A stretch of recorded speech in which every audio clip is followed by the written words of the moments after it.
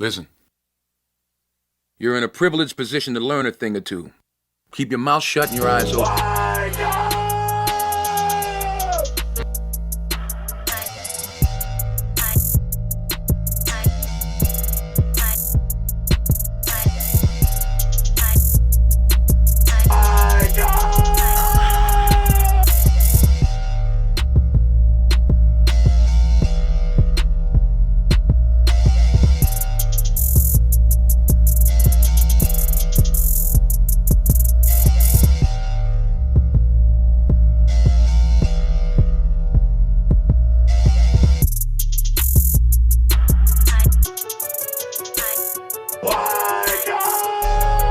Virus, crisis, protest, conflict.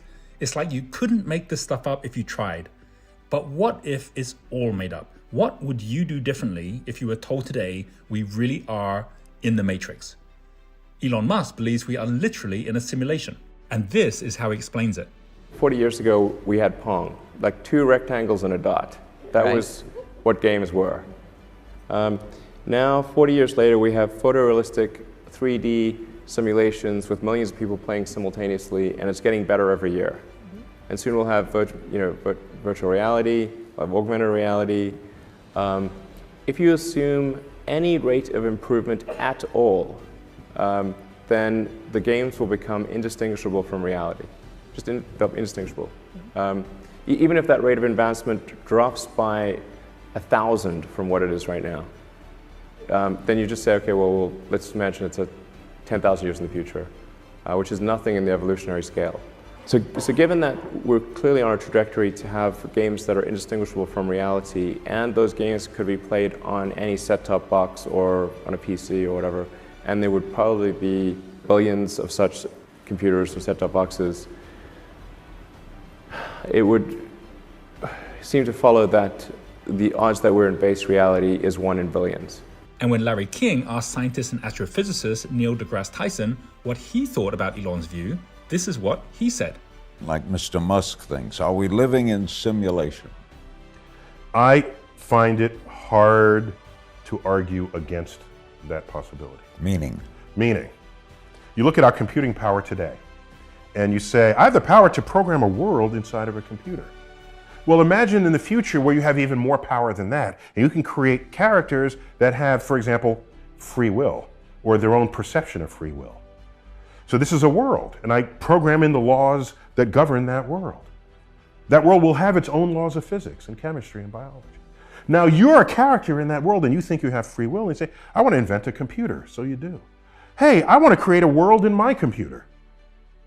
And then that world creates a world in its computer. And then you have simulations all the way down. So now you lay out all these universes and throw a dart.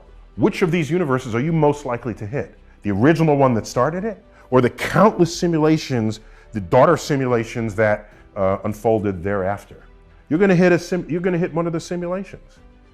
So statistically, based on that argument, which first appeared by a philosopher from Oxford named Nick Bostrom back in the 1990s, right when computers were becoming real enough to think this through. It's hard to argue against the possibility that all of us are not just the creation of some kid in a parent's basement programming up a world for their own entertainment. And then every time something weird happens in the world, some disruptive leader takes charge, and I wonder if that programmer just got bored and had to stir the pot. So they throw somebody in there just for their own entertainment. For me, that's some of the best evidence that we live in a simulation.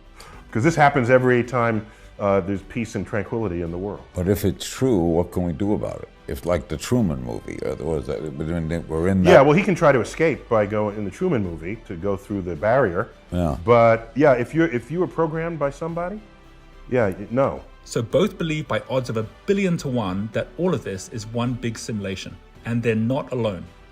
The final theory Stephen Hawking published before he died is that we live in a holographic universe, where what we see is projected from some other dimension, and our 3D reality is an illusion. Before the Big Bang, there wasn't nothing, there was still space, just no time, until someone pressed the play button. His co-author of his final theory, Belgian cosmologist Professor Thomas Hertog, explains, time is fundamentally coming out of some other state for which we have no words. The odds of us being in a simulation were given by Oxford philosopher Nick Bostrom in his paper, Are You Living in a Computer Simulation?, in which he gives this equation. He goes on to show, given the inevitable growth in technology and computing power to a post-human civilization, where humans can create human-like simulations themselves, that at least one of the following three propositions must be true. FP, the fraction of post-human civilizations, is close to 0, which would mean that we also will go extinct before we create our own simulation. Or F1, the fraction that are interested in running simulations is close to 0, and if that were true, we shouldn't be showing any interest in simulated worlds, but we do. Or Fsim, which is that we are living in a simulation, is close to 100%. And as the odds of 1 and 2 are most likely not to be true, then number 3 is almost certain to be true. Rich Terrell, a scientist at NASA's Jet Propulsion Laboratory, goes deeper with the hypothesis, showing that the universe is designed more like a simulation than not. Because 1, everything is designed in finite blocks that follow rules, just like computer code. Number 2, we now know with relativity that all reality is relative, and everything, including the rules of time and light, is designed around each observer, just like in a computer game, instead of an objective reality. And 3, we now know with quantum physics that even randomness is built into the system, which is great for a simulated world, but would serve no purpose in a non-simulated one. Terrell concludes, quite frankly, if we are not living in a simulation, it is an extraordinarily unlikely circumstance. So what do you think? Do you agree or are you skeptical? Post your thoughts in the comments below. And then let's get on to the bigger question, why does this even matter? Well, let's start with another believer in the simulation, Steve Jobs. Before he died, he organized everything about his funeral, right down to the gift he gave every person who attended when they left, wrapped up in a brown paper bag. Salesforce CEO Mark Benioff said, I knew that this was a decision that he made, that everyone was going to get this. Whatever this was the last thing he wanted us all to be thinking about. In the bag was a book. It was the one book Steve carried with him everywhere he went, and he reread the book every year that he was alive. The book is the autobiography of Yogi by Paramahansa Yogananda.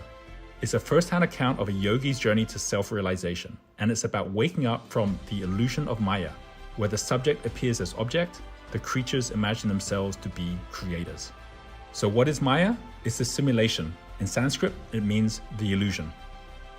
As the book says, a man closes his eyes and erects a dream, which on awakening, he effortlessly dematerializes. Similarly, when he awakens in cosmic consciousness, he will effortlessly dematerialize the illusion of the cosmic dream. To tear the veil of Maya is to pierce the secret of creation. Now, while the simulation is not about religion, almost every ancient religion or philosophy has at its core the illusion of reality. Over 2,000 years ago, Plato's allegory of the cage is his metaphor for how we believe we are in reality, when in fact, we are simply in a projection. He told that story 2,000 years before Stephen Hawking wrote his final theory on the holographic universe. And this is the same illusion that Edgar Allan Poe meant when he wrote, all that we see or seem is but a dream within a dream. And the same illusion that Albert Einstein meant when he said reality is merely an illusion, albeit a very persistent one. And while scientists try to prove or disprove whether we really are in a simulation, and as Silicon Valley billionaires fund their work, the bigger question is, what would you do if you realized this was all a game? And the truth is, you'd probably act a little more like Steve Jobs and Elon Musk. Number 1, you'd probably play a bigger game and live a bigger story, because if it's all a simulation, what do you have to lose? Have you ever had a dream where you realize you were in the dream? That's when you realize if you're in a dream, you may as well make it fun, and you may as well aim for the moon. Number 2, you'd probably not take yourself so seriously, because if you're not really real and you're just an actor in a play, wouldn't you rather be one having fun or being courageous than being anxious and stressed all the time? And number 3, you choose what kind of game you want to play and what kind of movie you want to be a part of. Why pick a tragedy or a soap opera when you could choose a comedy or an epic adventure? As for the bad hand you've been dealt or the crazy things the world throws at you, if it's all part of the game, you wouldn't take it so personally, because every great game needs dragons and villains. In fact, what if exactly this belief that we're all in a dream is what helps Elon Musk and Steve Jobs to make their dreams come true? And ultimately, Elon Musk doesn't care if you think he's wrong or right. As he says, I'd rather be optimistic and wrong than pessimistic and right. So whether you believe we're in a simulation or not, why not give it a go, at least for a day, and see if it makes you think differently?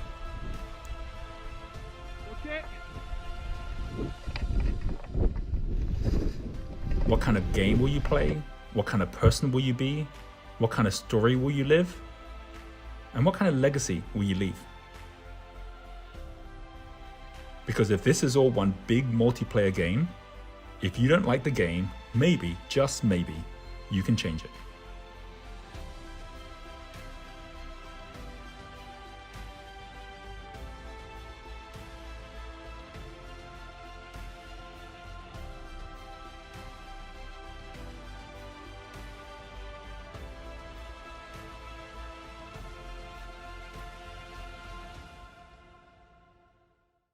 Listen. You're in a privileged position to learn a thing or two. Keep your mouth shut and your eyes open.